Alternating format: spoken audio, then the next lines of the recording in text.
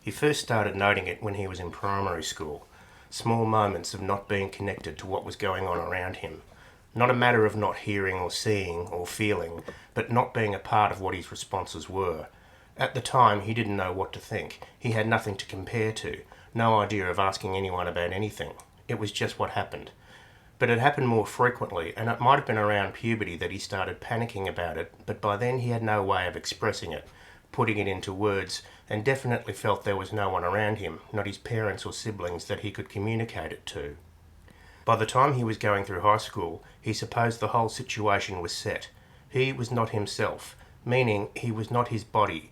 He could sense, that is, all the usual senses, could feel and comprehend and so forth, but everything he did, decision he made, movement he made, word uttered, was not a result of any thought or desire or even impulse of his.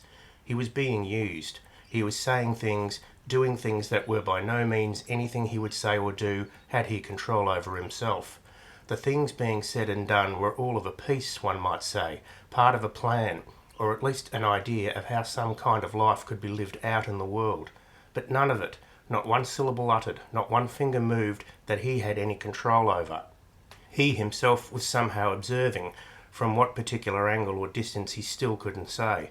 He could see through his eyes but could not direct them in any direction. It was as if he was bound, immobile in some moving machine that was his body, himself unfeeling in that there was no particular physical distress, even though he felt everything physically through his body. Every stub toe and sneeze and cough he felt, but no impulse of his own thoughts, what he could only call himself, his own consciousness or sense of entity, whatever he was at that time. No direction of his own will directed what he did. And so he was doing things he would have at no time intended to do or want to do. He went through school as a fairly mediocre student, but diligent, doing everything expected and passing satisfactorily. He began working part-time in the last 2 years of school, then went to university to complete the usual degrees. In that time, whatever was directing him compelled him to court a woman in whom he himself had no interest in at all, except for a degree of abstract pity. She had no idea she was being spoken to by a puppet, by something that was only human on the exterior, but inside was a trapped individual whose rest of self was guided by some unseen force against his will. She accepted his advances, and after some time they became married, and together they had children, 2 of them, towards whom he had no feelings at all, except for a slight distaste. But what directed him played the usual father, he supposed, not having much else to measure with. He accepted a reasonable paying job in some firm, working in a tower in the city, waking up at 5 every morning to the shriek of an alarm, hurriedly performing whatever ablutions necessary to make him presentable to whoever he was accountable to when he arrived at the office at 7. He went through all the usual motions of friendliness with individuals whose names he, himself, the real him, never bothered to remember. By then he had given up. By then he was just used to being some kind of residue of awareness, just watching through his own eyes at a life he himself was not living and had no desire to live.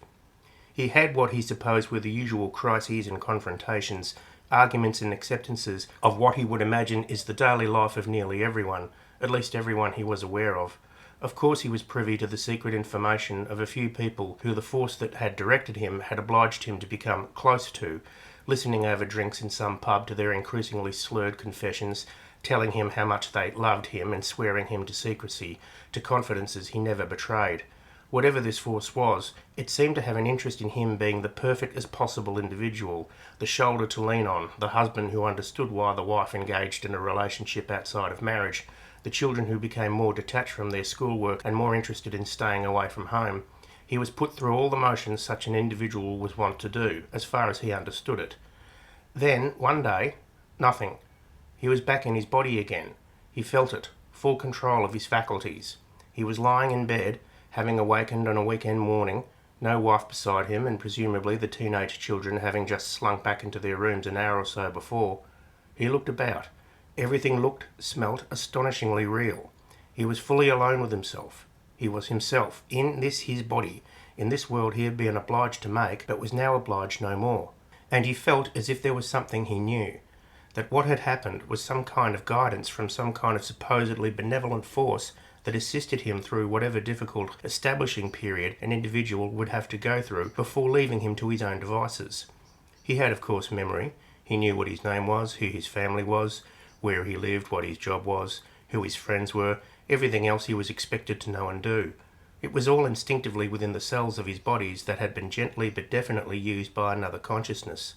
But now it was all within his hands, and he was, so it seemed, expected to be grateful and carry on as normal. To go on with this life that had been given to him, with this lover and these offspring, in this household, in this town, in this position, in this occupation, with this circle of acquaintances, to go on with this as if it had been him all along that had conducted this whole life right from the beginning, when it was in fact some other force, something else, not him, that had achieved all this through him, using him as a vessel for its own good purpose, but then dumping it on him as if it had been for his own benefit all this time. He rushed to the ensuite bathroom and chundered copiously into the toilet. There he lay, perhaps for half an hour, really feeling for the first time in decades his body's work, clenching stomach muscles, the taste of bile and sick, a rush of nausea as he upchucked whatever remained in his stomach into the cistern, and then a calm of peace, heated and tiring, but even staring into that appalling mix in the bowl was no problem compared to the great relief he felt relieving his body in that abrupt, purging manner. He lay back on the ceramic of the floor. He heard nothing around him but the stirring of wind outside, a few birds, the odd dog barking, the odd passing car, the undistinguished sounds of the suburb he lived in. He soon gathered himself enough to rise up and flush the toilet, then go to the sink to rinse his mouth. He looked at himself in the mirror. The last he had really seen himself, he had been a young boy. Here now was a man of early to mid-30s, almost quite unknown to him, no matter how many times he had seen that face through his own eyes, as whatever force it was would face the mirror to shave and brush teeth. He knew that face. It was his own, but now he owned it. It was his. No wonder it sickened him. He had been lived through like a thing, a utensil, and it showed in his features. He was staring and panting without any notion of what to do, how to go forward. That is, how he wanted to go forward. He had a plan all laid out for him, as it were, a life established, and no doubt any future would be just a matter of going through the same motions with the same people for as long as it took until whatever matter was meant to be at the end. He did not want to know, for in all that time he was held captive within himself, mutely observing all he was made to do. He had always kept in mind that this would not last, that one day this body would expire, and that whatever he was being kept inside would either be free or perish with it. It came upon him that there would be no freedom, that, in fact, those years of captivity were the closest to any freedom he would ever know. Now was the real bondage. He had to do all these things himself, work it all out himself, and go along with everything, even though he had not the slightest interest, let alone desire, to do them. The next step, then, was almost too easy. He put on some clothes, gathered some food to take with him, and walked out of that life into the streets and into the lives of those he had seen around him, the lives of the redundant and crippled who would gather sometimes on the street to ask for money or secure themselves in doorways to sleep the days away. He could think of nothing else. He had no idea. Of course, a million other opportunities could have been afforded to him from the life he had been directed to live. Leave the wife and kids, start a new job, go off and become an artist or something. But really, he was just tired. He just wanted to get on with it and have it over with. So he placed himself in the most convenient position possible. And even though it's hard, and he doesn't bathe, and he doesn't get enough to eat, and sometimes even enough water to drink, and there's been violence and problems, it doesn't bother him too much because he's been so well used to just observing while he goes through the motions. And now he'll just go through them until the end comes.